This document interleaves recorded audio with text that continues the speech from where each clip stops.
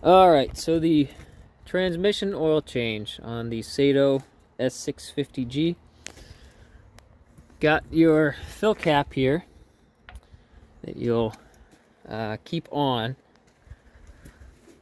and then come down underneath and you will take your drain plug off.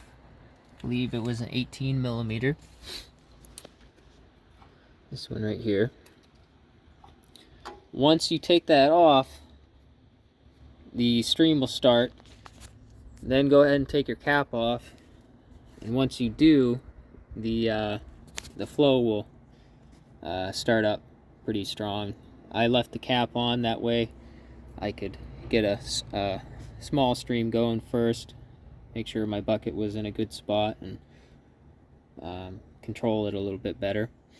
So you get that off, and then you also have back here, can't see it, it's very dark, but another drain plug here, as well as a matching one on the other side that you'll take off.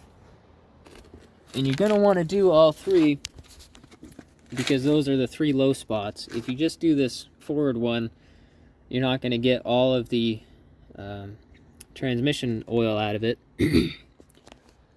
So I was worried about there being a lot of water in this, and it does look like there is some water, but it's not too bad. Put a new boot on it. And this was why I was worried. The old one was just shredded right up and barely holding on, so I wanted to get that new boot on, change this oil out, make sure it wasn't full of water before I ran it too much. But it's a pretty simple change.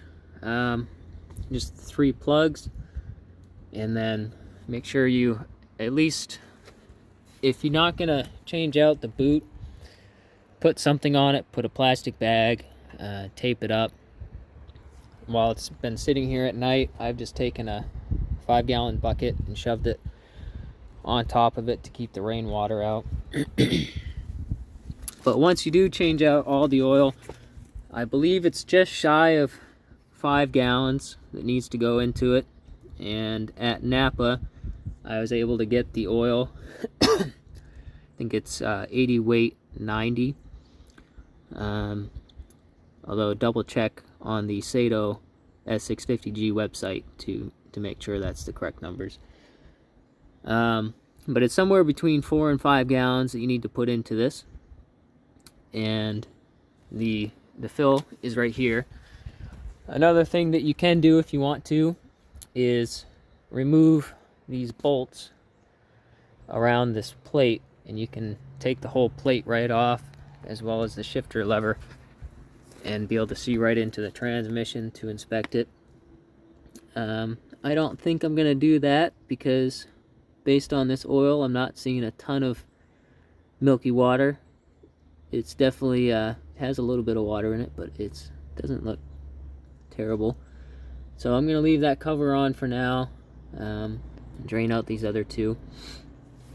One thing you are gonna want to do, you have this bucket, make sure that you have another of these shorty buckets, because I'm pretty sure it is going to fill over the top of this. So once it's a little bit higher, I'm going to switch it out to that other empty one, and keep letting it drain out. And then once I'm done with this forward one, I'll go to the back ones. That way I have enough buckets. But once all the oil's drained out, then you can just let it sit for a little while, let it all drip out. Put all the plugs back, hand tight them, snug them up, and then you can put your new oil in.